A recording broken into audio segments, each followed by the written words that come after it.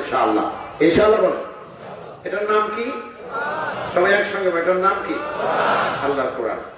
কোরআনুল কারীমে এমন কোন কথা, এমন কোন বিধান, কোন ব্যক্তি যদি নিজের ব্যক্তিগত স্বার্থের জন্য যদি অস্বীকার করে, সে কি কোনোদিন মুসলমান থাকবে? ভালো করে উত্তর দিয়ে। থাকবে? কেন থাকবে না? হ্যাঁ হ্যাঁ হ্যাঁ হ্যাঁ, শোনা দরকার তো আমাদের। কেননা সামনে এমন দিন আসতেছে, আবার ইমানের পথে দাঁড়ায় থাকা বড় কঠিন হয়ে যাবে। চতুর্দিক দিয়ে বিভিন্ন রকমের আস্ফালন আমরা দেখতেছি। তবে আল্লাহর হাজারো শুকরিয়া, আমাদের সিয়ারের কোনো চিন্তা নাই। আমাদের যার নাম যেখানে ঘোষণা করেছে, মারামারিরও কোনো চিহ্ন নাই। সুবহানাল্লাহ বলেন। যারা করতেছে ওরাই বুঝুক, ওদেরকে আমরা তো বুঝতে চাই না, নাকি বলেন? আমরা বলতেও যাবে চাই না, বললে আবার বলবে ওরা ওয়াজের নামে উস্কানি দেয়, আমরা এদিকে যাবো না। কেউ আবার বলতেছে যে আমাদের শরীয়তই নাই। আমি বলছি আমরা ও দলেই নেই, নাকি বলেন আপনারা? আল্লাহ আমাদের হেদায়েত দান করেন, আমি আল্লাহ সঠিক বুঝ দেন করেন, আমি সংগ্রামী ভাইয়ের আমার, আমি আলোচনা করব। এই একটু আগে যেমন আপনারা কোথাও নড়াচড়া করেন নাই, ওইখানে লোক দাঁড়াবেন একজন, যাতে এই ভিতরে কেউ যাওয়া আসা না করে।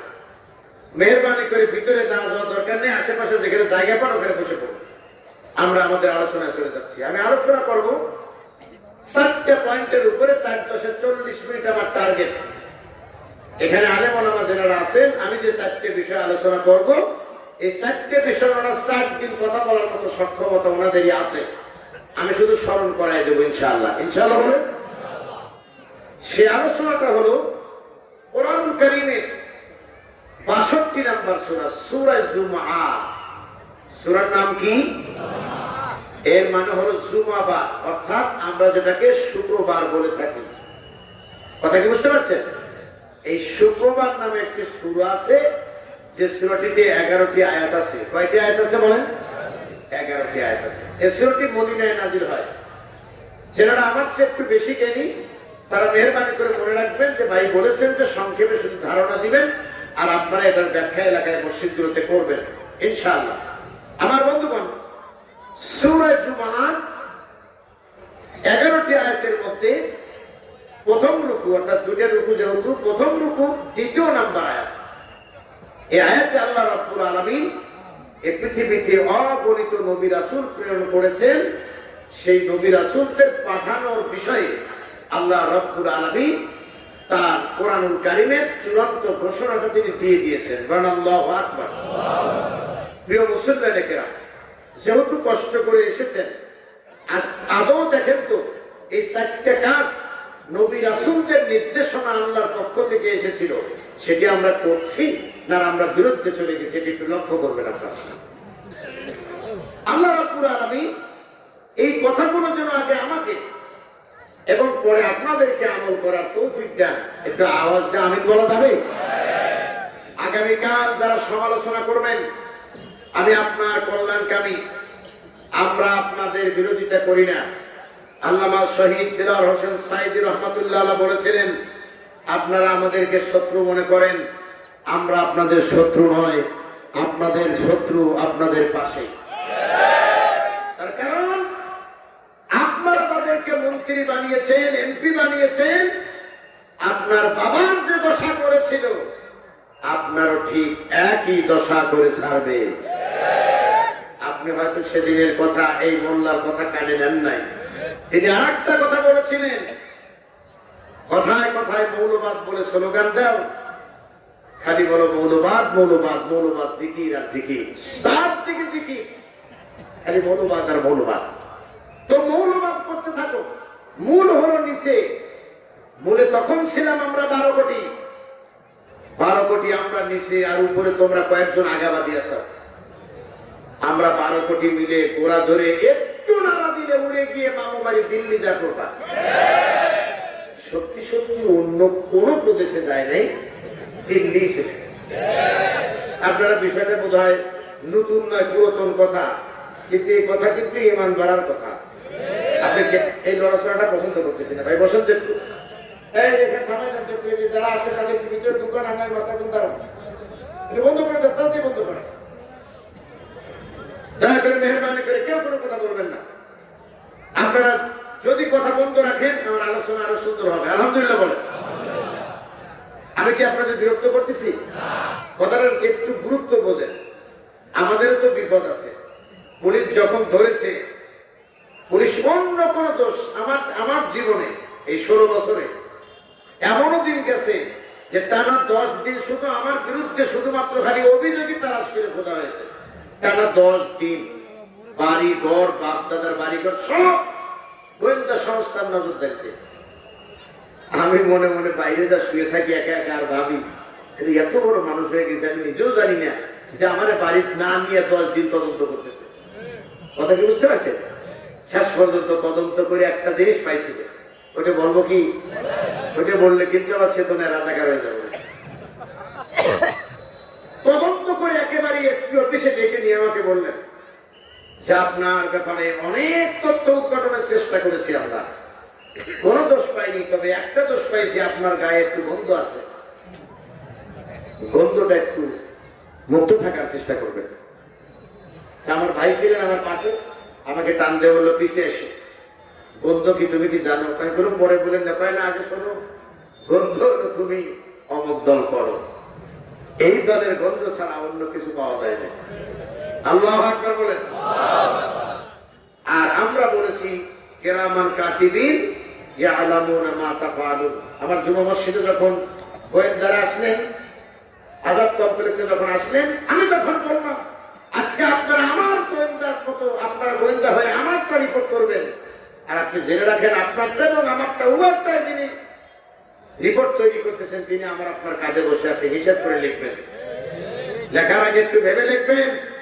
আজকে তাও আমি থানায় গিয়ে বলতে পারবো আমি এটা করি নাই, কিন্তু কিয়ামতের দিন কিন্তু বলারও কোনো শক্তি থাকবে না। আমার ভাইরা একসময় আসছিল না যে খুতবায় বাধা দিবে, সেই সময়ের কথা। যাই হোক, আমাদের মূল কথায় ফিরে যাচ্ছি। আমার বন্ধুগণ, আল্লামা দেলোয়ার হোসেন সাঈদীর সেই কথা আজও কানে ভাসে। উড়াল দিলেন যখন, পাশেই ছিল কলকাতা, এরপরে গুয়াহাটি ক্যান্টনমেন্ট হলে ত্রিপুরা রাজ্যে, সেখানে আল্লাহ প্রোগ্রাম আমাকে নিয়েছেন, আমি দেখেছি, সেখানে যান নাই। এরপরে আমাদের কি বলে নদিয়া টদিয়া আছে, অনেক প্রদেশ আছে, কোন প্রদেশে তিনি নামেন নাই, চলে গেছে সোজা দিল্লিতে।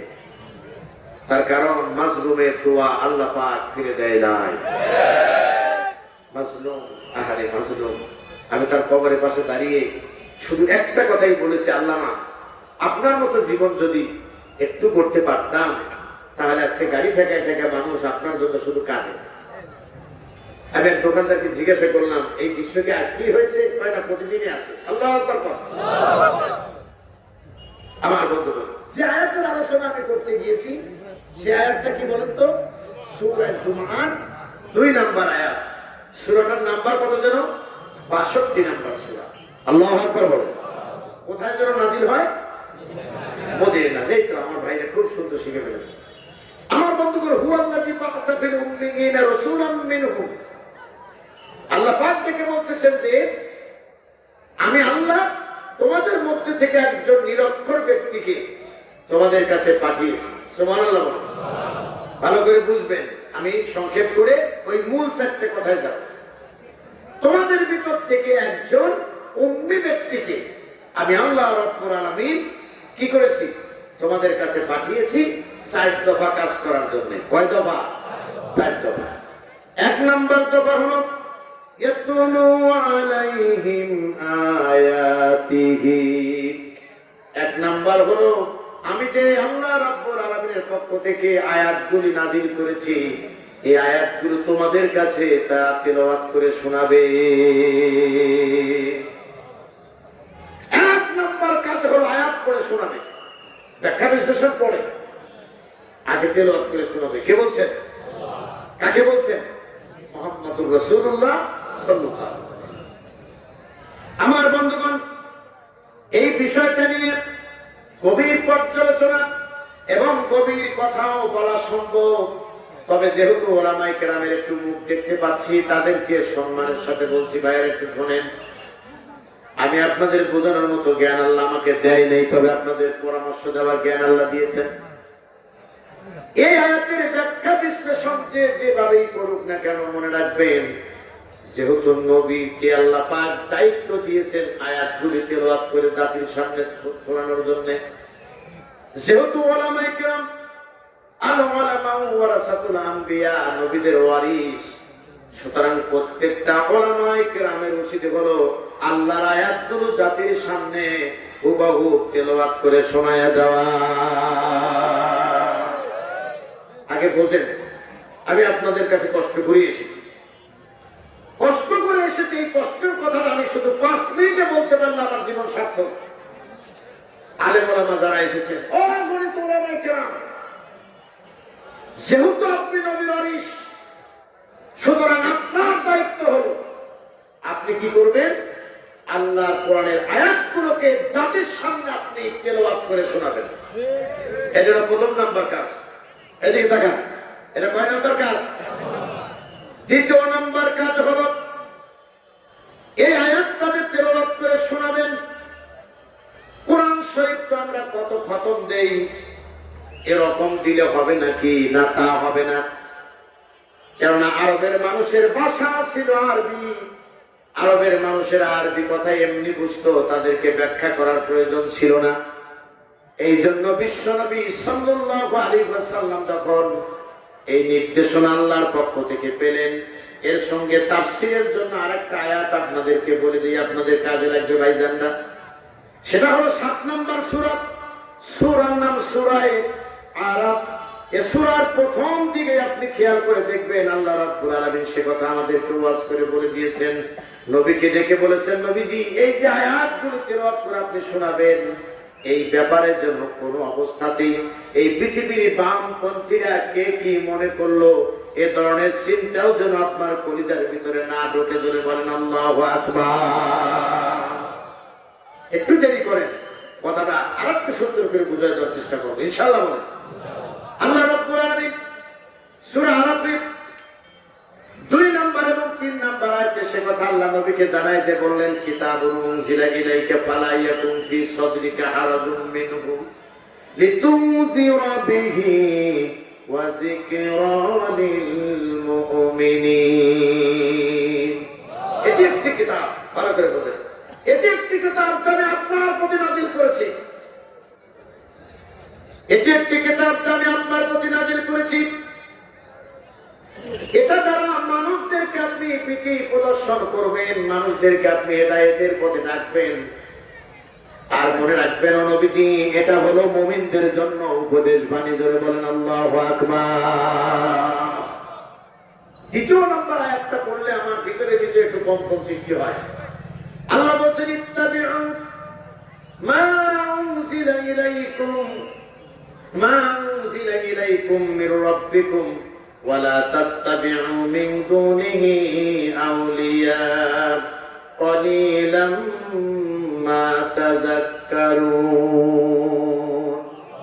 আল্লাহ বলেন, এই যে কোরআন আমি দিয়েছি আপনাকে, আমার পক্ষ থেকে দিয়েছি মুমিনদের যে উপদেশ বাণী হিসেবে, এই কোরআন প্রচারের ক্ষেত্রে, অনুসরণের ক্ষেত্রে কোন অবস্থায় যেন ভিতরে কোন রকমের দ্বিধা সংকোচ না হয়।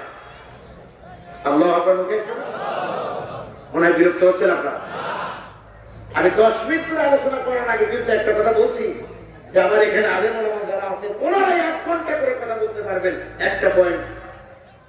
তাহলে আপনার বুঝতে হবে ওই ভাইদের কথা যদি আমাকেও রাখেন আমিও 1 ঘন্টা বলতে পারবো ইনশাআল্লাহ, নাকি বলেন?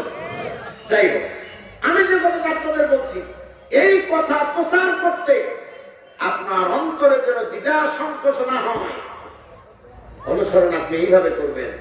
এই জন্য আল্লাহ নবীর উপরে এত অত্যাচার, জুলুম, নির্যাতন আসার পরেও আল্লাহ প্রদত্ত কোরআনের কথা এই জাতির সামনে উন্মুক্ত বলেছেন। কখনোই কোন বামপন্থীদের সাথে তিনি আপোষ করেন নাই। আর আমরা নির্লজ্জ ভাবে একটা জিনিস দেখি, এখন সামান্য একটা ইমামতির চাকরির জন্য, সামান্য একটা মাদ্রাসার চাকরির জন্য, সামান্য একটা পদ পদবীর জন্য কিছু সংখ্যক আলেম ভাইয়েরা তারা এখন বামপন্থীদের পা চাটা গোলাম হয়েছে। আপনি কথা শুনে যান, কাজে লাগবে। তার কারণ আমাদের এত শিডিউল নেই। এবছরে আর বোধ হয় দেবীগঞ্জে বা অথবা আশেপাশে আসার মতো পরিবেশ নেই। প্রোগ্রাম বুক হয়ে গেছে।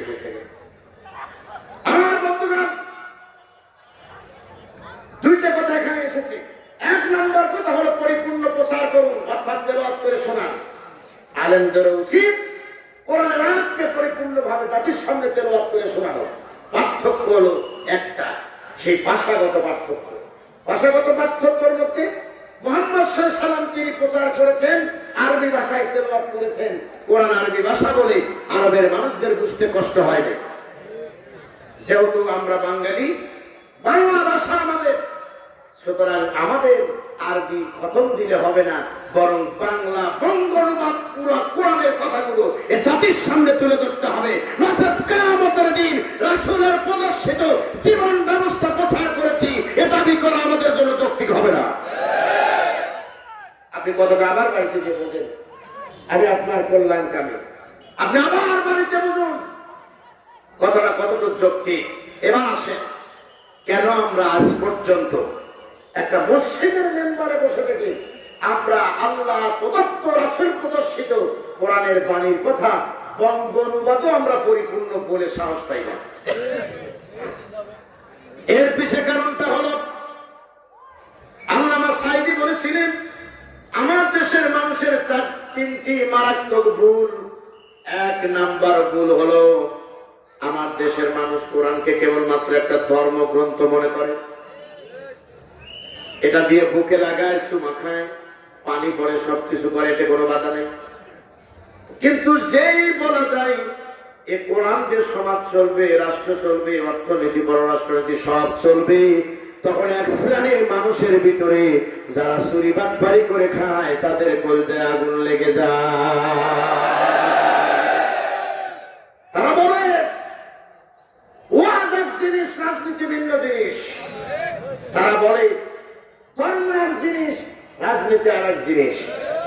আইএম তো অবাক, আশ্চর্য হয়ে যায়। 18 বছর 20 বছর কোরআনের গবেষণা করে আজ পর্যন্ত যে কথা বলে সাহস পাই না।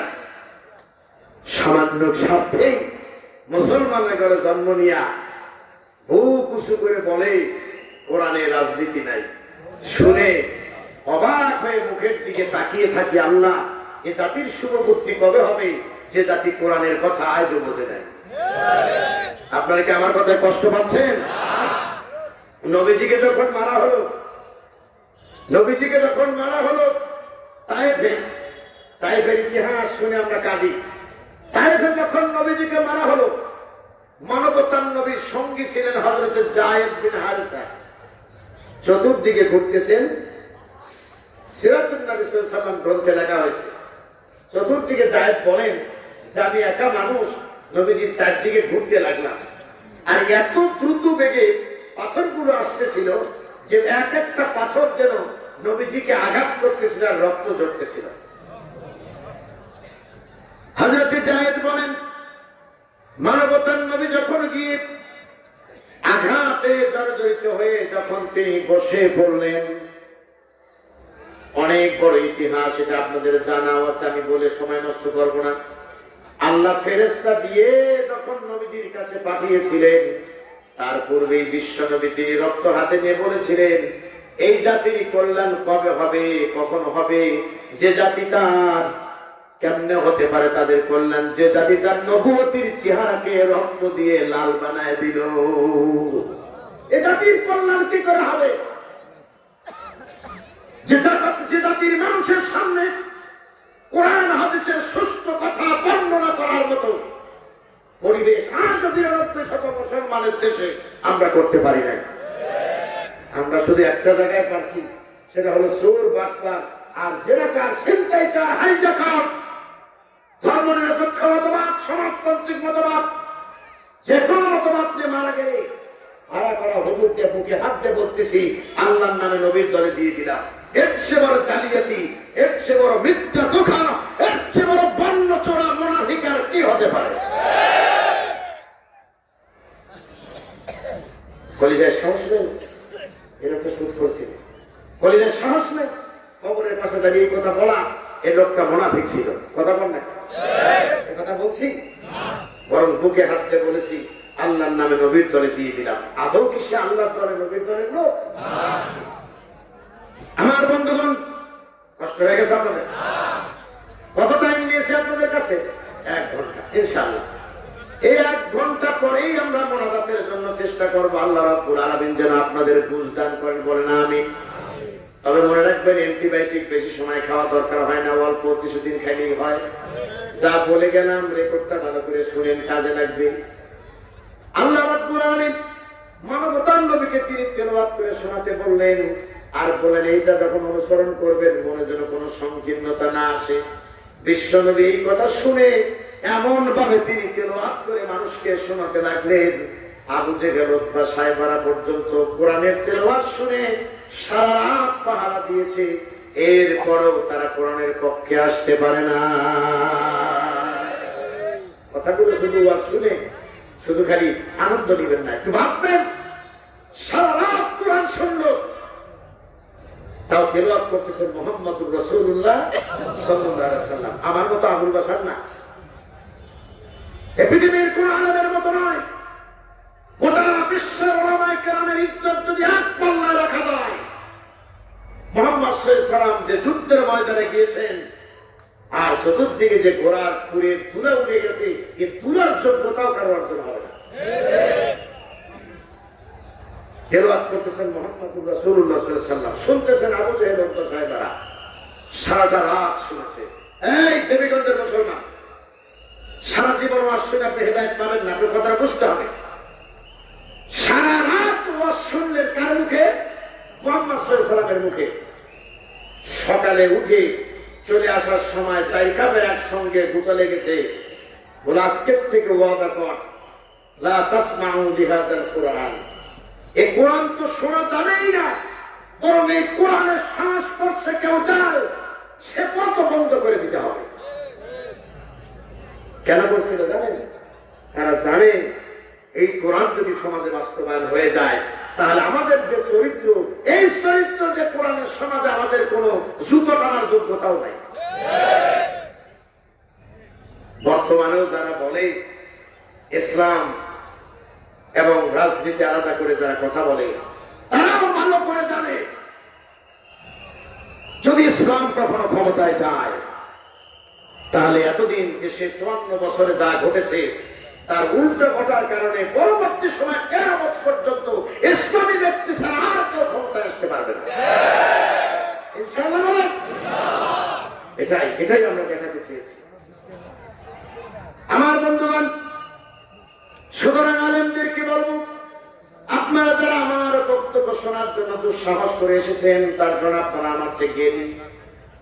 তারপরও যেহেতু এসেছেন, আপনাদের সম্মান করে বলছি, শোনেন, আজকের থেকে মনে রাখবেন যে যেখানে যত বাধা দিবে সেখানে আরো হিকমতের সাথে কোরআনের কথা তুলে ধরবে আপনার দায়িত্ব। যদি না পারেন এ পথ আপনি ছেড়ে দেন, কেননা কিয়ামতের দিন আল্লাহ রাব্বুল আলামিন কিন্তু ছেড়ে দিবে না, ছেড়ে দিবে না, আপনাকে কিন্তু বন্ধ করবে। আমার দুঃখের কথা একটা মনে পড়লো, চট্টগ্রামে যখন একেবারে থানার মধ্যে নিয়ে গেছে, রাত তখন প্রায় 2:30 বাজে, আমার অল স্টাফ গ্রেফতার, গাড়ি, মিডিয়া, আমার পিএ যা আছে সব একসঙ্গে 5 জন মানুষ আমরা থানায়, আমার গাড়ি তখন থানায়। এই গভীর রাত্রে ভিতরে ঢুকে দেখি ওসি সাহেবের চেম্বারে চতুর্দিকে চেয়ারে বসে আছে, মাথায় টুপি দিয়ে ওই এলাকার কিছু আলেন। আপনি হাসলেন, আর আজও আমার সেই কালো সিগারা গুলো চোখে ভাসে। এ সুদানিরা কোথা থেকে আসলো?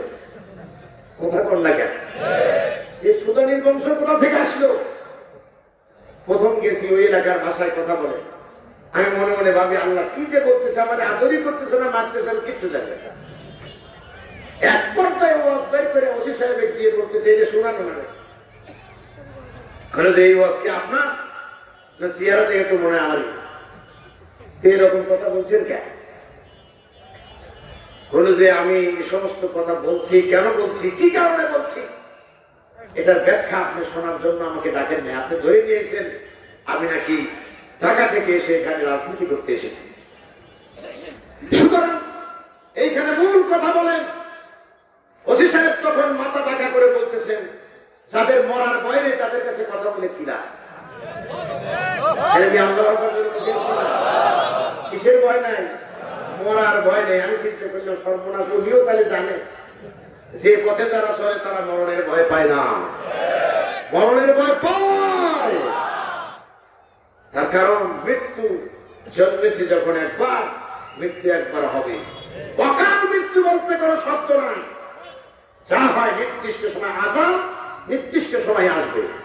আর সেই মৃত্যু যখন আসবে, ওই মৃত্যু যদি আল্লাহর জন্য হয়, এর চেয়ে বড় বান্দার আর চাওয়ার কিছু থাকতে পারে না। আমার একটা স্বপ্ন পূরণ করো ও গো দয়াময়, তোমার পথে চলতে গিয়ে মরণ যেন হয় আমার, তোমার পথে চলতে গিয়ে মরণ যেন হয়। আমি অটল যেন থাকতে পারি আল কোরআনের সাথে, ধৈর্য নিয়ে ডাকতে পারি দিন কায়েমের পথে। আমার সাহস দিও, ধৈর্য দিও ও গো দয়াময়, তোমারে গান গাইতে গিয়ে না পাই যেন ভয়। আমি তোমারে গান গাইতে গিয়ে না পাই যেন ভয়। আমার একটা স্বপ্ন পূরণ করো ও গো দয়াময়, তোমার পথে চলতে গিয়ে মরণ যেন হয়। আমি আমার শুধু একটা চাওয়া ছিল, আমি জানি যে 16 বছরে আমাকেও মেরে ফেলতে পারে, আমি জানি এখন আমাকে মেরে ফেলতে পারে। আমার একটা চাওয়া আল্লাহর কাছে, আল্লাহ ইমানের সাথে মৃত্যু দিয়ে আমার লাশটা আমার জন্মভূমিতে পৌঁছাই দিও। আমার জন্মভূমির মানুষ যেন শেষবারের মতো দোয়াটা করে আমাকে কবরে দিতে পারে। এই মৃত্যু তুমি আমাকে দান করো, শহীদের মৃত্যু আল্লাহ যেন নসিব করেন। বল না আমি, আরো চিল্লায় বল না আমি। আমার বন্ধুগণ, দীর্ঘ সময়ের আলোচনা, তারপরও আপনাদেরকে বলছি, আল্লাহ পাক ডেকে বলছেন ইয়াতুনু আলাইহিম আয়াতিহি। আমার নবীর প্রথম কাজ ছিল তারা এই পৃথিবীর বুকে কি করবে, আল্লাহর আয়াতগুলি তারা পড়ে পড়ে শোনাবে। নবীরা দায়িত্ব পালন করেছেন এবং আলেম ওলামার উপরে দায়িত্ব যখন এসেছে, এখন আলেম ওলামার উচিত সে আয়াতগুলি পরিপূর্ণভাবে মানুষের কাছে পৌঁছায় দেওয়া। মনে রাখবা মুসলমানেরা, যদি কোন ওলামায়ে কেরাম কোন স্বার্থের কারণে কথা গোপন করে, তাহলে সে স্বার্থবাদী হওয়ার কারণে কিয়ামতের দিন কোরআনের কথা গোপন করার অপরাধে আল্লাহ রাব্বুল আলামিনের কাঠগড়ায় দাঁড়াতে হবে। এটা হলো 1 নাম্বার। 2 নাম্বার হলো ওয়ায়ুযাক্কিহিম। আল্লাহ রাব্বুল আলামিন বলছেন তা আত্মশুদ্ধির কাজ করবে। এদিকে তাকান, কি শুদ্ধি? আরো জোরে। অগণিত তাফসীর বান্দারে খুলে দেখবেন, এই আয়াতে এই শব্দ দ্বারা বোঝানো হয়েছে তারা মানুষদেরকে শিরক মুক্ত করবে। কি মুক্ত? শিরক বলতে কি বলেন তো? আল্লাহ পাক ডেকে বলছেন লা তুশরিকু বিল্লাহি শাইআন, তোমরা আমার সঙ্গে কাউকে অংশীদারিত্ব স্থাপন করো না। কেননা আল্লাহ কয়জন? এটা আওয়াজ দেবার কয়জন? যদি কোনো ব্যক্তি আল্লাহর সঙ্গে নাফরমানি করে, যদি আল্লাহর সঙ্গে অংশীদারিত্ব স্থাপন করে, আল্লাহ পাক বলেছেন ইন্নাশ শিরকা লাযুলমুন আযীম, নিশ্চয়ই শিরক হলো মহাজুলুম। মহাজুলুম কেন বলা হয়েছে? এটি কথা বুঝাই। এই টুপির জায়গা বাস করে পকেটে রাখা নয়, এটি হলো মাথায় দেওয়ার জিনিস। বলেন ঠিক কিনা? চশমার জায়গা কপালে নয়, যদিও রাস্তাঘাটে এখন চশমা কপালেও দেখি, কথা বল না কেন? এই চশমার জায়গা পকেটে বাস করে নয়, বরং চশমার মূল কাজ হলো চোখে দিয়ে আরো সুন্দর করে তার ব্যক্তিকে সুন্দর পথ দেখানো। বলেন ঠিক কিনা? চশমা যখন ভেঙে পকেটে রাখা হয়, টুপি যখন বাস করে পকেটে রাখা হয়, তখন টুপুর উপরে জুলুম হয়ে যায়, চশমার উপরে জুলুম হয়ে যায়। যে জিনিসের যে জায়গায় স্থান, ওই জায়গায় থেকে সরাইয়া অন্য জায়গায় দেওয়া মানেই হলো তার উপরে জুলুম করা। অনুরূপ ভাবে আমার আল্লাহ হলেন এক এবং অদ্বিতীয়। আল্লাহ রাব্বুল আলামিনের সঙ্গে অংশীদারিত্ব স্থাপন করার মানেই হলো আল্লাহ রাব্বুল আলামিনের সঙ্গে চূড়ান্তভাবে জুলুম করা। বলেন ঠিক কিনা? এবার আপনারা একটু আওয়াজ দিয়ে দেবীগঞ্জের জমিন থেকে আওয়াজ দিয়ে বলেন, এ জমিন কার? ভাই নেই কিন্তু এতগুলো মানুষ এভাবে আসতে বললে হয়। আরেকবার বলেন, জমিন কার? আইন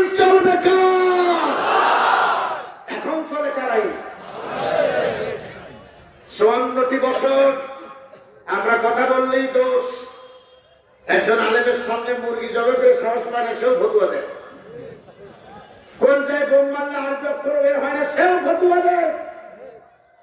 সূরা ফাতিহা ঠিক মতো পড়তে পারে না, সেও আবার কোরআনের তাফসীর খোঁজে। কথা বল না কেন?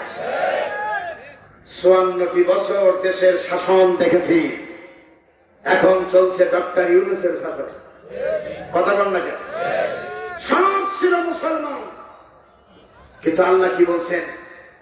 আল্লাযীনা ইম্মাক্কান্নাহুম ফিল আরদ, যদি ইমানদারদেরকে দায়িত্ব দেওয়া হয়, মুসলমানদের দায়িত্ব দেওয়া হয়, তাহলে তারা প্রথম নাম্বার কাজ করবে কি? আয়াতটা বলে দেন তো ভাই। তারা নামাজ কায়েম করবে। একটু আওয়াজ দিয়ে বলেন তো, কি কায়েম করবে? আমার ভাই, আপনারা কি কষ্ট পাচ্ছেন? একটু শিক্ষার্থী দিয়ে বলেন, কি কায়েম করবে?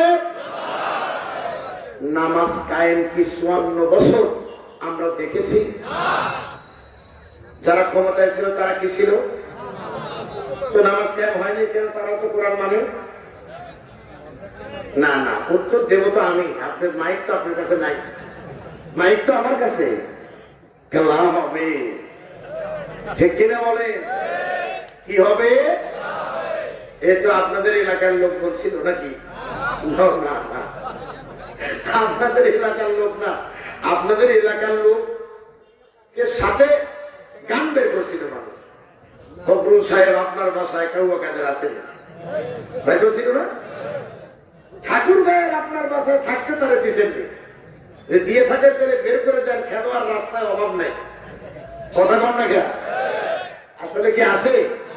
নাই। ওভার বাংলায় গিয়ে এখন অফিস করেছে কলকাতাতে। আল্লাহ হেদায়েত দেন, বলে না আমি। আমার বন্ধুগণ, কি যেন বলতেছিলাম বলেন তো? 54 বছর বাংলাদেশের মুসলমান নামধারীরা ক্ষমতায় থেকেছি। সূরা হাজির 22 নম্বর সূরা, সূরা হাজির 41 নম্বর আয়াতটা ওদের চোখের সামনে পড়ে নাই। রাষ্ট্র ক্ষমতায় যদি ইমানদাররা যাও, 1 নম্বর কাজ হলো নামাজ কায়েম করো।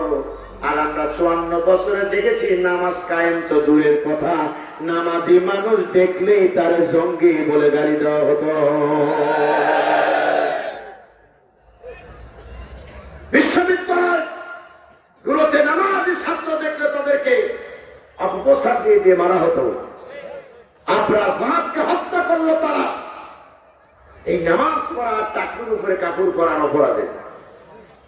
তাদের মনের ভিতরে ছিল অন্যরকম, তারা দেখলেই সন্দেহ করে পিটিয়ে তারা মানলো। বলেন ঠিক কিনা? আমার বন্ধুগণ, 54 বছর যার শাসন দেখেছি, এটার বিরুদ্ধে আল্লাহ পাক আয়াত নাযিল করেছেন যে শাসন ক্ষমতা তারা পেল, কিন্তু কোরআন দিয়ে বিচার কার্য ফয়সালা করলো না। আল্লাহর ভাষায় তারা হলো কি? আপনারা এটা আমার চেয়ে ভালো জানেন। অমাল্লাম ইয়াহকুম বিমা আনজালাল্লাহ, এটা হাফেজ সাহেব আলেম সাহেবরা কর না কেন? তাহলে জনগণ ভাববে আসলে একই জিনিস। আল্লাহু আকবার কর। অমাল্লাম ইয়াহকুম বিমা আনজালাল্লাহ ফাউলাইকা হুমুল কাফিরুন। অমাল্লাম ইয়াহকুম বিমা আনজালাল্লাহ ফাউলাইকা হুমুজ জালিমুন। অমাল্লাম ইয়াহকুম বিমা আনজালাল্লাহ ফাউলাইকা হুমুল ফাসিকুন। আল্লাহ বলে ক্ষমতা দিলাম, কোরআন দিয়ে যারা বিচার কার্য ফয়সালা করলো না, আল্লাহর ভাষায় তারা হলো কাফির, তারা হলো জালেম, তারা হলো ফাসিক। কতটা কোরআন শরীফে আছে না? একটা আওয়াজ দিয়ে বলো, আছে না? আমরা সব দেখেছি, আর কিছু দেখতে চাই না। এবার আমরা দেখতে চাই আল্লাহ যেন যার হাতে নিরাপদ হয় তার হাতে যেন কোরআনের আইনকে আল্লাহকে দিয়ে দেন। বলে না আমি? আর চিল্লায় বলেন আমি। ও ভাই, 11:30 বাজে, মোনাজাত করবো না? একটু ভালো করে বুঝে বলো। আর কয় মিনিট? 15 মিনিট বাড়াই দিলাম ইনশাআল্লাহ। না 12টা, এত রাত না। আমরা কি উঠে যাবেন? বাড়াইতে পারে, একটু শর্ত আছে। বাড়াইতে পারে, একটু শর্ত আছে। সেই শর্তটা 1 নম্বর শর্ত হলো আপনারা একটু এলোমেলো হবেন না। দয়া করে একেবারে যেমন আছেন তেমন থাকবেন, ইনশাআল্লাহ। বলেন জি আলহামদুলিল্লাহ। আবার 15 মিনিট ওয়াজ করি, তারপরে দেখা যাক নৌকা কোন দিকে যায়। আল্লাহু আকবার বলেন। আমার বন্ধুগণ, দ্বিতীয় নম্বরটা হলো আত্মার পরিশুদ্ধ করবে। এর মানে হলো আত্মাকে শীত মুক্ত করবে। আর আমরা যখন স্লোগান দিলাম জমিন যার আইন চলবে তার, তখনই আপনি বললেন হুজুর ওয়াজের নামে রাজনীতি বন্ধ করে দেন। আমি জানতে চাই এই জমিন যার আইনে চলার কথা তার কারণটা হলো আমি যখন একবার মুখে বলেছি লা ইলাহা ইল্লাল্লাহ, আল্লাহ ছাড়া কোনো ইলাহা নাই, কোনো আইনদাতা নাই, কোনো বিধানদাতা নাই, একজন আছেন তার নাম কি? এটা বলতে বলো তার নাম কি? এই আল্লাহকে একবার আল্লাহ বলে মেনে নেওয়ার পরে এই মাথার কারোর কাছে নত হবে না। কথা বলেন, নত হবে? এই মাথা কোন পীর সাহেবের পায়ে সেজদা হবে না। এই মাথা কোন মাথারে অবনত হবে না। এই মাথা পৃথিবীর কোন বিধানের কাছে মাথা নত হবে না। একমাত্র আল্লাহর বিধান এবং আল্লাহর কাছে ছাড়া কারোর কাছে মাথা নত হবে না। হযরত ইয়াসা রাদিয়াল্লাহু তাআলা আনহুকে যখন ধরা হলো, ধরে নিয়ে মরুভূমির ভিতর তাকে নিয়ে যাওয়া হয়েছে। হযরত ইয়াসারকে প্রশ্ন করা হলো, ইয়াসা এখনো তোমার সময় আছে, এখনো সুযোগ দেওয়া হয়েছে, তুমি যদি তোমার জীবন নিয়ে বাঁচতে চাও তাহলে তোমার নবীর প্রসারিত যে ধর্ম তুমি মেনেছো এটা বন্ধ করে দাও, এটা তুমি মেনো না। হযরত ইয়াসা রাদিয়াল্লাহু তাআলা ডেকে বললেন, তোমরা তো ভুল বুঝতেছো আমাকে, তোমরা যে প্রস্তাব দিয়েছো এটা তো দূরের কথা। আমি যে ঈমান এনেছি, আমি যে ইসলাম ধর্ম গ্রহণ করেছি, এর জন্য যদি আমার জীবন চলে যায়, জীবন দিতে রাজি আছি, তাও ঈমান ছেড়ে দিতে রাজি না।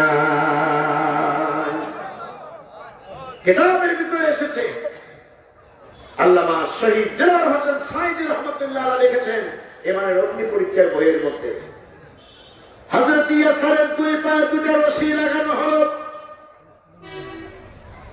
এই দুটো রশি নিয়ে দুটা পাগলা উটের সঙ্গে বেঁধে দেওয়া হলো। এবার বেঁধে দিয়ে সে আবার জিজ্ঞাসা করলে, এখন তোমার মতামত কি? একটু পরে তো তুমি মুরগির রানের মতো দুই টুকরো হয়ে যাবে, এ ব্যাপারে তোমার অভিমত কি? হযরত ইয়াসা রাদিয়াল্লাহু তাআলা ডেকে বললেন, একবার যে আল্লাহকে সিজদা করেছি, অনুগত্যের মাথাকে যার সামনে নত করে দিয়েছি, জীবনের শেষ বিন্দু রক্ত তার জন্য দিতে চাই। তোমরা আমাকে মুরগির রানের টুকরা বানাবা না কি বানাবো আমি জানি না, আমাকে তোমরা যা ইচ্ছে তাই করতে পারো, আমি আমার মাহবুবের কাছে আমি চলে যেতে চাই। আমার বন্ধুগণ, শহীদদের সেই চিঠিচারণ মনে পড়ে গেল। আর ইসলামী আন্দোলনের বীর পুরুষ শহীদ মাওলানা মতিউর রহমান নিজামী রহমাতুল্লাহ আলাইহি যখন ফাঁসি দিবে, কত বড় স্বাভাবিক এবং কত বড় ঈমান হলে একটু পর তার ফাঁসির দড়ি গলায় ঝুলবে। মাওলানা সাহেব স্বাভাবিক ভাষায় কথা বলতেছে, ছেলেকে ডেকে বলেছে, বাবা অমুক জায়গায় লাশ আমার দাফন করবা, অমুক একটু জানাজা করাবা, অল্প মানুষ দিয়ে জানাজা করাইবা, তার কারণ মানুষ যে আবাদ বসত করেছে ফসলগুলো নষ্ট হয়ে যেতে পারে। আর ডেকে বলেছে, বাবা আমি লুঙ্গি পরে আমি ফাঁসিতে ছেড়ে যাব, নাকি আমি আমার পাজামাটা পরিয়ে যাব? কত বড় ইমানদার হলে কথা হতে পারে। আমি তার এলাকায় গিয়েছি, একাধিক বছর তার গ্রামের যুবকদের মাহফিলে আমি চিফ গেস্ট হিসেবে কথা বলেছি। আমি যতবার গিয়েছি এলাকার সব মানুষ দলমত নির্বিশেষে বলেছেন, হুজুর প্রাণ ভরে মাওলানার জন্য দোয়া করেন, এত ভালো মানুষ আমাদের চোখে কোনোদিন দেখি না।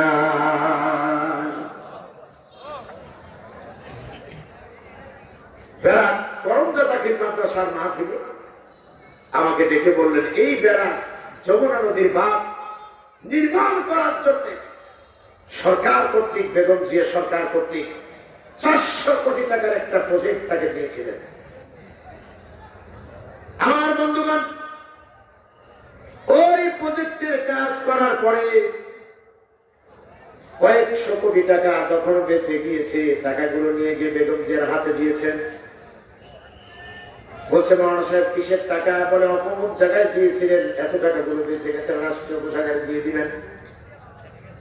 বেগম জিয়া তখন মুখের দিকে তাকায় থেকে বলেছিলেন, মাওলানা সাহেব, আমার এমপি মন্ত্রীরা যদি আপনার মতো ইমানদার হতো তাহলে আমার দেশটা সোনার দেশ হয়ে যেত। আমার বন্ধুগণ হযরত ইয়াসার থেকে বললেন, আমি আমার জীবনের শেষ বিন্দু রক্ত আল্লাহর জন্য দিতে চাই। দুটা উট যখন দুই দিকে তাড়ায় দিয়েছে, ইয়াসারের পায়খানার রাস্তা ছিঁড়ে মুরগির রানের মতো টুকরো হয়ে গেল। এরপরেও তারা ঈমান ছেড়ে দেয় না। ঈমানের পথে অবিচল থেকে আমার মরণ যেন হয়। আমিন। তোমারই কাছে মিনতি আমার, তোমারই কাছে মিনতি আমার, মহামহিম দয়াময়। ঈমানের পথে অবিচল থেকে আমার মরণ যেন হয়। বলেন আমিন।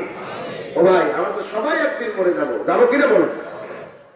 আমার বন্ধুগণ, রাত অনেক গভীর হয়ে গেছি।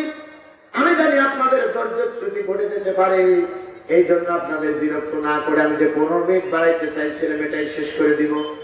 তার ভিতরে যে কথাটা হয়েছে আর 7টা মিনিট আপনারা অপেক্ষা করবেন, এরপরে আলোচনা শেষ করে আমি চলে যাব।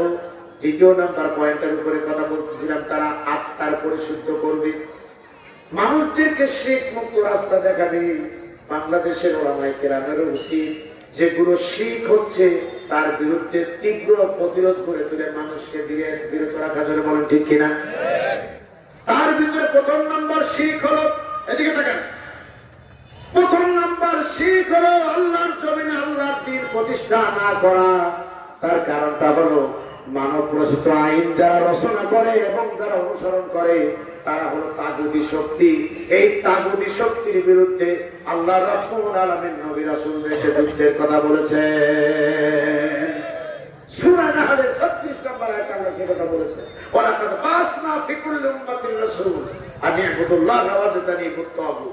এক নাম্বার কাজ হলো, প্রত্যেকটা নবী রাসূলের কাজ ছিল আল্লাহর একত্ববাদের ইবাদতের স্লোগান দেওয়া। আল্লাহু আকবার বলেন। আমি ইয়াবুদুল্লাহ, আল্লাহর ইবাদত করো। আর দ্বিতীয় নাম্বার শর্ত তারা পালন করত, সেই শর্তটা হলো মানব রচিত আইনকে প্রত্যাখ্যান করো। বলেন ঠিক কিনা? আর বর্তমানে বাংলাদেশ সহ গোটা বিশ্বে মানব রচিত আইনের রাজত্ব চলছে। এদিকে মুক্ত করে এক আল্লাহর আইন প্রতিষ্ঠা করাই হলো রাষ্ট্রীয়ভাবে শিখ মুক্ত করা। বলেন ঠিক কিনা? সুতরাং এই কাজ আমাদের করা দরকার আছে না নাই? একটু আওয়াজ দিয়ে বলেন আছে না? সুতরাং মুসলমানরা শিখ মুক্ত জীবন করতে চাইলে মানব রচিত আইনকে দূরে ঠেলে দিতে হবে। সংগ্রামী ভাইয়েরা আমার, ইসলামী সমাজ যদি এসে যায়, রাষ্ট্রীয়ভাবে ঘোষণা করে দেওয়া হবে মাজারে আর সেজদা চলবে না। কথা বলেন? ইসলামী সমাজ যদি কায়েম হয়ে যায়, রাষ্ট্রীয়ভাবে ঘোষণা করা হবে নামাজ নামাজ নামাজ, বাংলাদেশের মুসলমানরা নামাজ। আর হুজুরদের যে ওয়াজ করানো দরকার হবে না। যে পুলিশ নামাজীদেরকে ধরে ধরে তাড়াইছে, ওই পুলিশ আবার এই নামাজীদেরকে আবার না পড়ার কারণে গ্রেফতার করে নিয়ে যাবে। আল্লাহু আকবার বললেন না? সেই সমাজকে আমরা চাই? এটা বলতে বলছো? হ্যাঁ মুসলমান, আমরা চাই। আমার বন্ধুগণ, সেই সমাজ যদি কায়েম হয়ে যায় তাহলে বেপর্দা নারীর বিরুদ্ধে আমাদের আর বক্তব্য দিতে হবে না। তার কারণ ইসলামী সমাজ ব্যবস্থার নারীর পোশাকের মধ্যেও শালীনতা আসবে। কিন্তু এখানে অপর পক্ষ আমাদেরকে বলে, মহিলাদের ভোট নেওয়ার জন্য বলে, যদি ইসলাম ক্ষমতায় আসে মহিলারা ঘর থেকেই বের হতে পারবে। কথা বল না কেন? এটা একটা মিথ্যে কথা ঢুকিয়ে দিয়া মহিলাদের মধ্যে একটা বিভ্রান্ত ছড়াই দিচ্ছে আজকে মিডিয়ার মাধ্যমে। আমার পঞ্চগড়ের দেবীগঞ্জে বসে থেকে বলছি, মনে রাখবো মা বোনেরা, ইসলাম যদি ক্ষমতায় যায় ইনশাআল্লাহ নারীর অধিকার পূর্ণ প্রতিষ্ঠিত হবে। চিল্লায় বলো আল্লাহু আকবার। তার কারণ নারী আর ধর্ষিত হবে না, কথা বল না কেন? তার কারণ একজন ধর্ষণকারীকে ধরে চতুর্দিকে স্যাটেলাইট চ্যানেল অন করে দিয়ে ধর্ষণের বিচার যখন বাংলাদেশের কেন্দ্রীয় মসজিদ বাইতুল মুকাররমের গেটে যখন করা হবে, আর দুইজন প্রস্তুতি নিলেও কত ঠান্ডা হয়ে যাবে, কথা বল না কেন? কত কি হয়ে যাবে, ওরে পাওয়াছে না পাওয়াই ভালো। আমার বন্ধুগণ, ইসলাম যদি ক্ষমতায় যায় নারীদের জন্য আবাসন তৈরি করা হবে, কথা বল না কেন? আলাদা মার্কেট করা হবে, স্কুল কলেজ বিশ্ববিদ্যালয় সব জায়গায় নারীদের অবাধ বিচরণের জন্য নারী কর্তৃক নিয়ন্ত্রণের ব্যবস্থা করে দেওয়া হবে ইনশাআল্লাহ। বলেন, একজন মানুষকে বুকে হাতে বলতে পারবেন যে আপনার স্ত্রী, আপনার বোন, আপনার মা সিজার হয়েছে পুরুষ ডাক্তার ছাড়া, এমন কি প্রমাণ দেখাতে পারবেন? খুব কম। পারবেন কি? পারবেন না।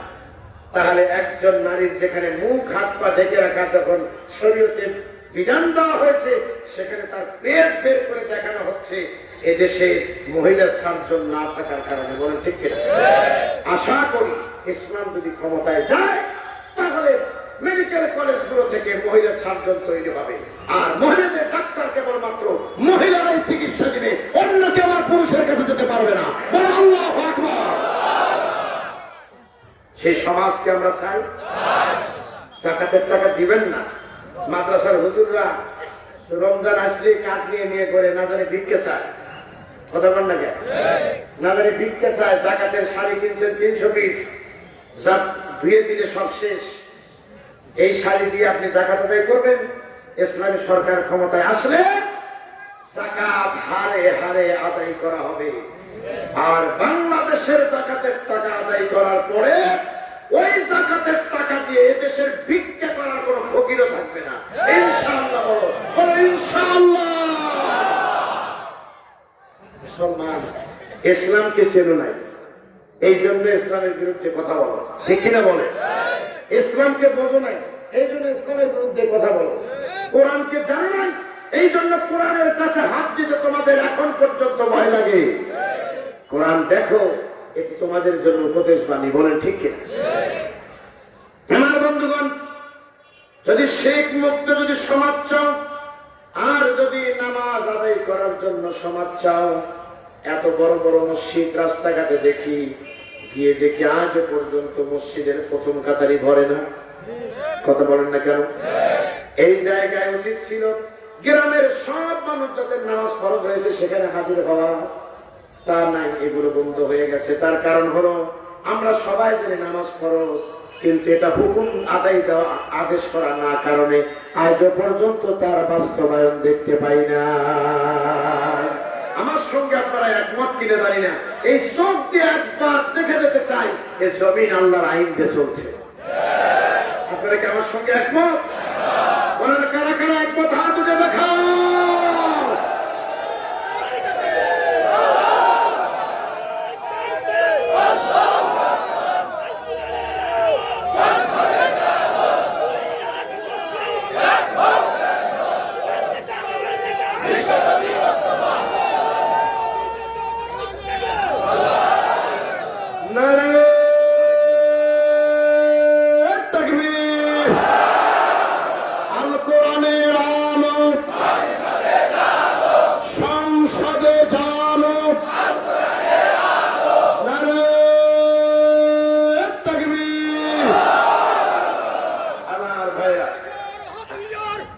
আলহামদুলিল্লাহ, শুকরে শুকরে, জাযাকাল্লাহ জাযাকাল্লাহ, বলেন জাযাকাল্লাহ। কারণ মুসলমানের অন্তরে ঢেউ লেগেছে, আর মুনাফিকের অন্তরে কি জ্বালা শুরু হয়ে গেছে। জ্বালা অন্তর জ্বালা, কথা বল না কেন? আর আমরা বলছি আমরা জ্বালা, আগুন লাগাই দেব কোরআনের আয়াত দিয়ে ইনশাআল্লাহ। কারণ আমরা চাই আল্লাহর আইন, আর এরা চায় মানুষের তৈরি করা আইন। আগামীর দিনে খেলা হবে ইনশাআল্লাহ। ইনশাআল্লাহ বলে আপনারা আল্লাহর আইন পেয়ে খুশি তো? বলেন আল্লাহু আকবার। আমার বন্ধুগণ, কথাটা শেষ করে দিব। যদিও 15 মিনিট পার হয়ে গেছে, সমস্যা হয় নাকি? ঠিক আছে, আলহামদুলিল্লাহ। একজন উঠেছে, আবার দুজন বসেছে। যদিও এটা কামনা ছিল না আমার, কিন্তু তারপরও হয়েছে। আমার বন্ধুগণ, আল্লাহ রাব্বুল আলামিন বলছেন, দ্বিতীয় নাম্বার শিখ মুক্ত তারা মানুষদেরকে গড়ে তুলবে। তৃতীয় নাম্বার হলো আল্লিমুহুমুল কিতাব ওয়াল হিকমা, যেটা বললাম। দ্বিতীয় এবং তৃতীয় এবং চতুর্থ নাম্বার হলো তারা মানুষদেরকে কোরআন শিক্ষা দিবে, আর এর সঙ্গে সঙ্গে আবার হিকমতেরও প্রশিক্ষণ দিবে। বলেন আল্লাহু আকবার। কাজ কয়টা হলো? এটা আরো জোরে বলেন, কয়টা? 4টা কাজ। এই 4টা কাজের হেডিং শোনেন। আর দ্বিতীয় নাম্বার হলো ইসলামী সমাজ যদি কায়েম হয়ে যায়, সত্য একটা ঘটনা বলেই মোনাজাত করে দেবে ইনশাআল্লাহ। কষ্ট হবে নাকি? 1 নাম্বার হলো, ভালো করে বোঝেন, 1 নাম্বার হলো আয়াতগুলি পড়ে পড়ে নবী রাসূলুল্লাহ যেমন শুনিয়েছেন, আলেম ওলামার উচিত, আমাদেরও উচিত সে আয়াতগুলি পড়ে পড়ে দেখা এবং মানুষকে শোনানো। দ্বিতীয় নাম্বার হলো মানুষকে শীত মুক্ত জীবন করার জন্য চেষ্টা চালিয়ে যাওয়া। তৃতীয় নাম্বার হলো এই কোরআন মানুষকে শিক্ষা দেওয়া। কথা বলেন। সেই শিক্ষা দেওয়ার জন্য এই মাদ্রাসা তৈরি করেছেন।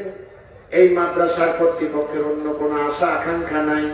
আপনাদের সন্তান ভর্তি হবে, তারা আলেম এবং আলেমা হবে। মনে রাখবেন, এই আলো যদি এলাকায় সরে যায়, একদিন এমন হবে দেবীগঞ্জের জমিন আল্লাহর কোরআন দিয়ে আলোকিত হয়ে যাবে। বাংলাগঞ্জের জমিন কোরআনের আলো দিয়ে আলোকিত হবে ইনশাআল্লাহ। ইনশাআল্লাহ বলেন। সুতরাং এই মাদ্রাসার দিকে আপনাকে দৃষ্টিপাত করবেন, বাচ্চাদেরকে ভর্তি করে দিবেন, আলেম ওলামা এসে ভালো ভালো পরামর্শ দিবেন। এলাকায় যত দিনই প্রতিষ্ঠান আছে, কেউ কারোর সঙ্গে দ্বন্দ্বে জড়াবেন না। মনে রাখবেন, এক একটা প্রতিষ্ঠান এক একটা অধিক রূপে কাজ করবে। এই আলোচনা ইমে দাঁড়ায়। বলেন, জোরে বলেন, ঠিক কিনা? চতুর্থ নাম্বার হলো বলে হিকমা, প্রজ্ঞা শিক্ষা দিবে। জ্ঞান এক জিনিস, প্রজ্ঞা আর এক জিনিস। এ বিষয়ে কোনো ব্যাখ্যা বিশ্লেষণ করতে পারলাম না, দয়া করে ক্ষমা চাই। পরিশেষে আপনাদের কাছে ছোট্ট একটা ঘটনা বলবো। ইসলামী সমাজ যদি কায়েম হয়ে যায়, তাহলে সাহাবায়ে কেরামদের জীবন থেকে আমরা ছোট্ট একটা কথা বলি, শোনেন। হযরত আবু বকর হলেন মদিনা প্রজাতন্ত্রের প্রধানমন্ত্রী। নাম কি বলেন? হযরত আবু বকর। মানবতার নবী বলেছেন, আমার সাহাবীদের ভিতরে সবচেয়ে কোমল হৃদয়ের মানুষটার নাম হলো আবু বকর। এই আবু বকর রাষ্ট্র ক্ষমতায় আল্লাহ তাআলা বসিয়েছেন। এই রাষ্ট্র ক্ষমতায় থাকার অবস্থায় একজন প্রধান বিচারপতির প্রয়োজন। ঘোষণা দেওয়া হলো প্রধান বিচারপতি নিয়োগ দিবেন। কেউ দরখাস্ত করে না। হযরত আবু বকর হযরত ওমরকে বেছে নিলেন যে, ওমর, আপনি যদি কিছু মনে না করেন, তাহলে প্রধান বিচারপতির পদটা আমি আপনাকে দিয়ে দিব। আল্লাহু আকবার। হযরত ওমর প্রধান বিচারপতির পদটা তারে দেওয়া হলো। 1 বছর তিনি রাষ্ট্রীয় দায়িত্ব পালন করলেন। অবাক করা বিষয় হলো, 1 বছর পরে একটা দরখাস্ত নিয়ে হযরত আবু বকরের কাছে ওমর গিয়ে হাজির। আল্লাহু আকবার বললেন না? গিয়ে বললেন, জাহাপনা, আমার পক্ষে আপনার এই পদে আর চাকরি করা সম্ভব নয়। বলে, কেন সম্ভব নয়? আপনি সিনিয়র ব্যক্তি, যদি আপনি এখান থেকে পদত্যাগ করেন, মানুষ মনে করবে আমাদের মধ্যে কোনো দ্বন্দ্ব হয়েছে। বলে, আমিরুল মুমিনিন, আমি 1টা বছর চাকরি করে দেখেছি, আমার দেশে কেউ অপরাধ করে না। আজ পর্যন্ত একজন ব্যক্তি আমার কাছে কোনো বিচারে নিয়ে যায় না। কতদিন? আরে মুসলমান, কষ্ট হয়ে গেল? এটা আওয়াজ দিয়ে বলো, কতদিন? 1টা বছর পার হয়ে গেছে, কোনো বিচার নিয়ে যায়নি। হযরত আবু বকর বললেন, তোমার অধীনে যারা থাকেন, এই লোকগুলো অপরাধ করে কি না করে, এটা যেমন যাচাই করা দরকার, তার সঙ্গে আর একটা জিনিস যাচাই করা দরকার, তোমার দেশের মানুষ মানে কি। সুবহানাল্লাহ।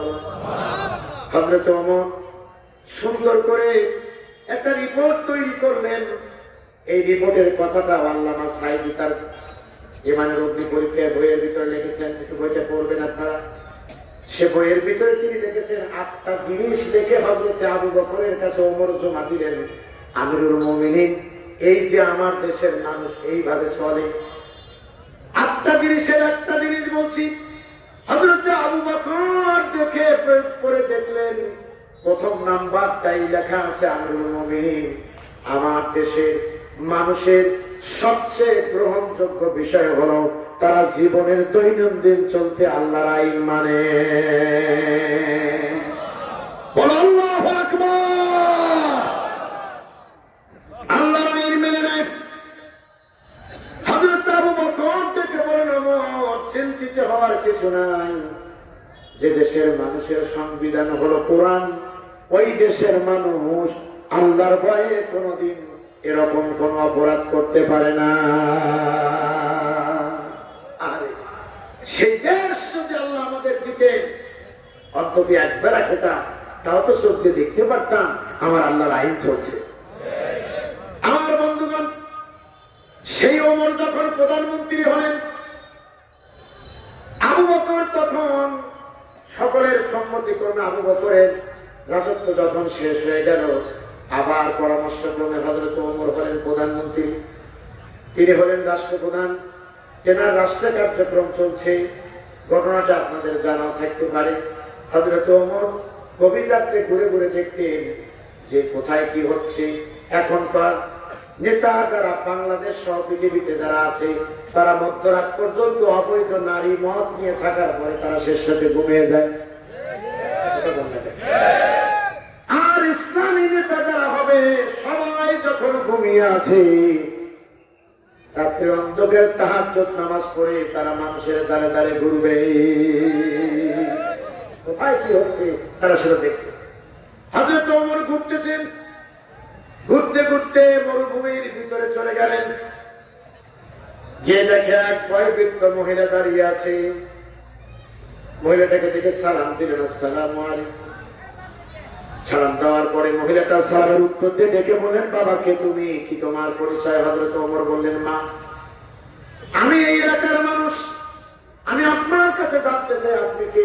বলেন, মদিনার বাইরের মানুষ, অভাব অনটনের জন্য এসেছিলাম, ওমরের কাছ থেকে কিছু সাহায্যের প্রয়োজন বলে এসেছিলাম, কিন্তু আজ 3 দিন পেরিয়ে গেল, ওমর মদিনা প্রজাতন্ত্রের প্রধানমন্ত্রী, তা ওমর এখন আমার সঙ্গে দেখা করে নাই।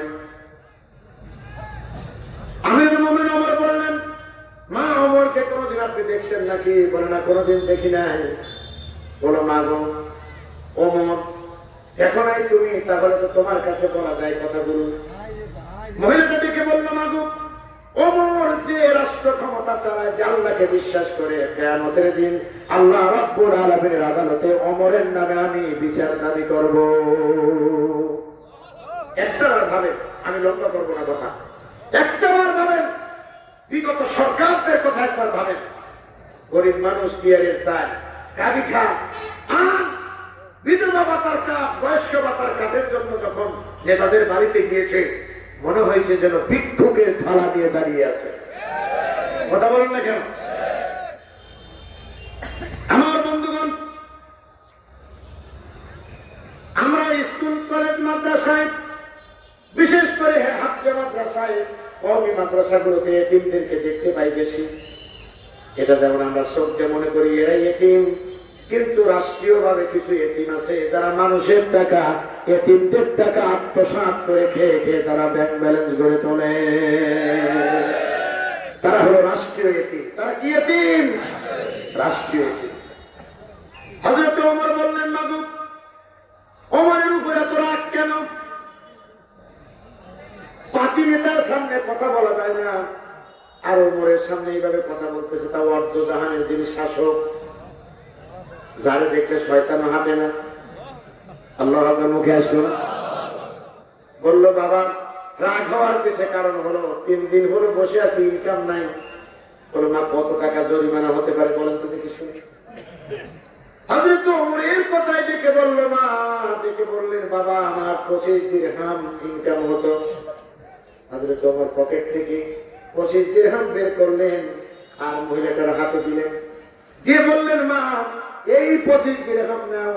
পাশে থেকে একটু চামড়ার টুকরা দিলেন আর বলেন, এই চামড়ার টুকরার ভিতরে লিখে দাও, কিয়ামতের দিন ওমরের নামে তোমার কোনো অভিযোগ নাই।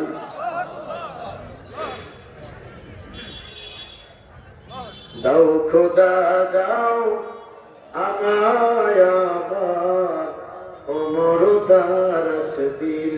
বলেন আমিন।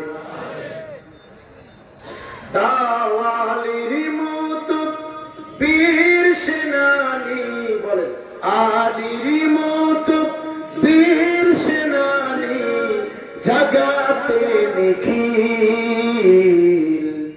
দাও খোদা দাও আমায় আবার ওমর দারাস দিল।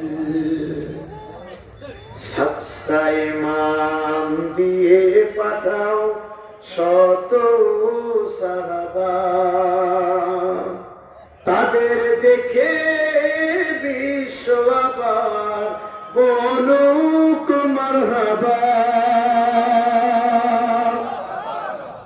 আবার পাঠাবো বকর, বলেন আবার পাঠাবো বকর, ফিতনা ফাসাদ সুখ সমান, অনুরাত পাহাড় সমান, তাও সে মনির মিল। দাও খোদা দাও আমায় আবার ওমর দারাস দিল। বলো আমি। দেবী গোত্রের মানুষ একটু আওয়াজ দিয়ে বলে না আমি।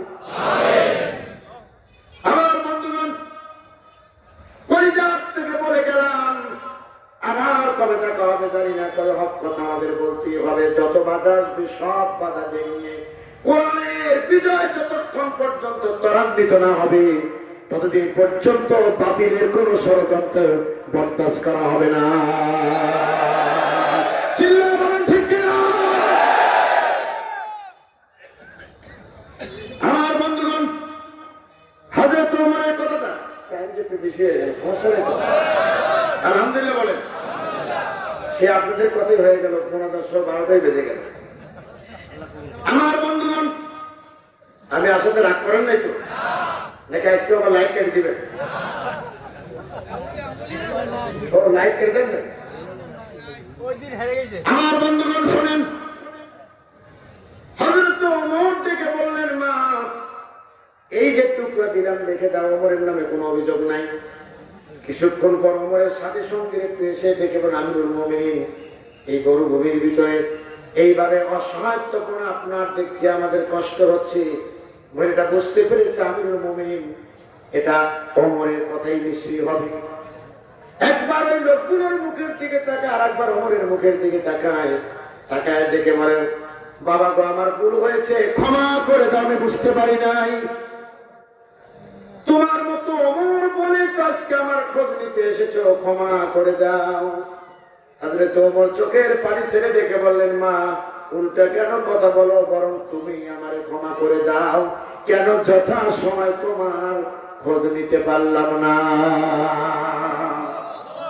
আমরা মিডিয়ার সামনে আমাদের নেতৃবৃন্দ ঘোষণা দিয়েছে, আমরা শাসক হতে চাই না, আমরা সেবক হতে চাই।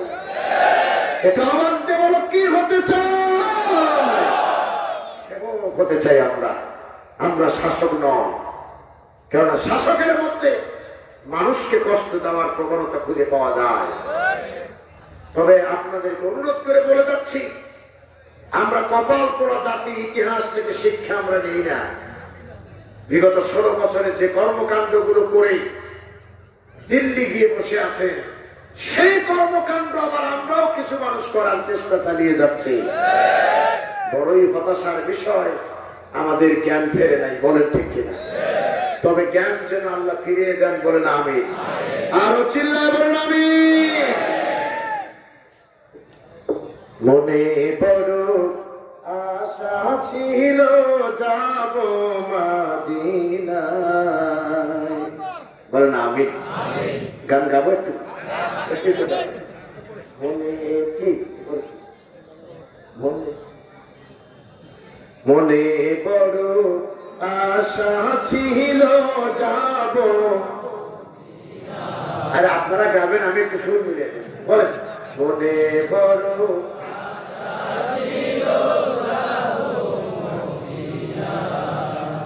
সালাম আমি করব গিয়ে, বলেন সালাম আমি নবীজির রওজায়। মনে বড় আশা ছিল আরব সাগর পাড়ি দিব, নাইকো আমার তরি পাখি নয়তো উড়ে যাব, ডানাতে বর করি। বলেন আরব সাগর পাড়ি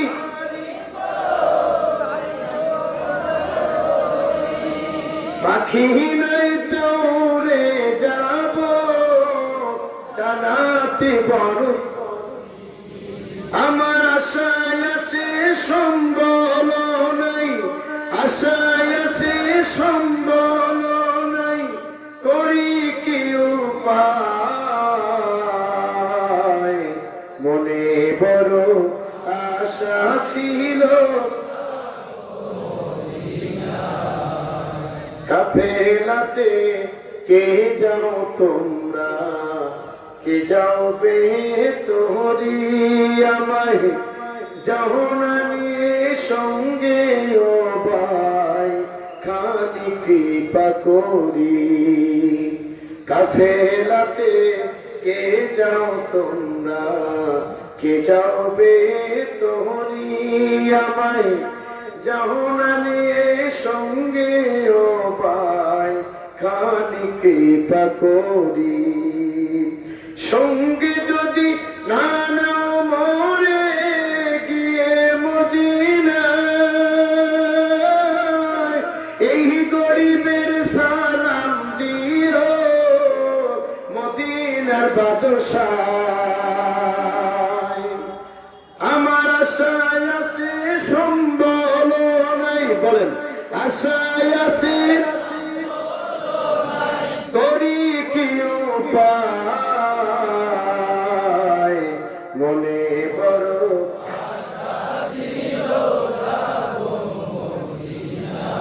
সালাম আমি করব গিয়ে, সালাম আমি করব গিয়ে নবীজির রওজায়। মনে বড় আশা ছিল যাব মাদিনা। আমার উপর অভিমান নাই তো আপনাদের? ইনশাআল্লাহ, আল্লাহুম্মা আমিন। রব্বানা যালামনা أنفسنا وإن لم تغفر لنا وترحمنا لنكونن من الخاسرين. قل سبحان ربنا ظلمنا أنفسنا وإن لم تغفر لنا وترحمنا لنكونن من الخاسرين. ربنا آتنا في الدنيا حسنة وفي الآخرة حسنة وقنا عذاب النار. يا الله, এভাবে যখন দোয়া করতেছিলাম হঠাৎ করে মার কথা মনে পড়েছি, বাবার কথা মনে পড়েছি। মেহেরবানি করে বাবা মা যারা হারিয়ে ফেলেছি, বাবা মার কবরে যদি আযাব হয়, আযাবুল কবর মাফ করে কবরগুলো জান্নাতের বাগান বানায়া দাও। আয় আল্লাহ তাআলা, তাদের বেঁচে আছে হায়াত বাড়ায়া দাও, প্রাণ ভরে ভরে দরদের আব্বা আম্মার খেদমতের তৌফিক দিয়ে দাও। রব্বুল আলামিন, ওগো আরশে আজিমের মালিক, মেহেরবানি করে জীবনে কত গুনাহ করেছি মনে আছে, কত গুনাহ করেছি মনে নাই। তোমার কাছে প্রার্থনা জানাই, জিন্দেগীর সমস্ত গুনাহগুলি মাফ করে দাও। আয় আল্লাহ তাআলা, আমি আল্লাহ দিন রাত পার করছি, আল্লাহ মেহেরবানি করে তোমার জমিনে তোমার দিন কায়েম করে দাও। আয় আল্লাহ, তাম বিশ্বের মুসলমানেরা নিপীড়িত, নির্যাতিত, নিষ্পেষিত, অধিকার বঞ্চিত এই মানুষগুলোর তুমি অধিকার ফিরে দাও। আয় আল্লাহ, গাজার প্রতি তুমি রহম করো। ও মাবুদ, প্যালেস্টাইনের মসজিদ, যে মসজিদে তোমার বিশ্ব নবীর কদম মোবারক পড়েছে আল্লাহ, যে মসজিদে আল্লাহ লক্ষ লক্ষ আম্বিয়া আলাইহিমুস সালাম তোমার নবীদের পিছে ইক্তেদা করেছেন, মেহেরবানি করে সেই মসজিদ হোসেন সাইদির কবরটা তুমি জান্নাতের বাগান বানায়া জান্নাত থেকে একটা রাস্তার ব্যবস্থা করে দাও। আয় আল্লাহ তাআলা, জীবন ভর শুনেছি মদিনা মদিনা, মদিনায় যাবার মতো ভাগ্য আমাদের অনেকেরই হয় নাই। মদিনার যে সোনার মানুষটিকে একবার স্বপ্ন দেখলে দোজখের আগুন হারাম হয়ে যায়। আল্লাহ গো, তোমার বন্ধুরে না দেখায়া মৌত দিও না। মদিনায় তুমি যদি আমাদের না নাও, স্বপ্নে যদি রাহমাতুল লিল আলামিনকে না পাই, কিয়ামতের দিন নবীজির সঙ্গে আমাদের হাসর কায়েম করে দিও আল্লাহ। রব্বানা তাকাব্বাল মিন্না ইন্নাকা আনতাস সামিউল আলিম ওয়া তুব আলাইনা ইন্নাকা আনতাত তাওয়াবুর রহিম। سبحان ربك رب العزة عما يصفون وسلام على المرسلين والحمد لله رب العالمين. وجعل آخر كلامنا عند الموت لا إله إلا الله محمد رسول الله صلى الله عليه وسلم. السلام عليكم ورحمة الله.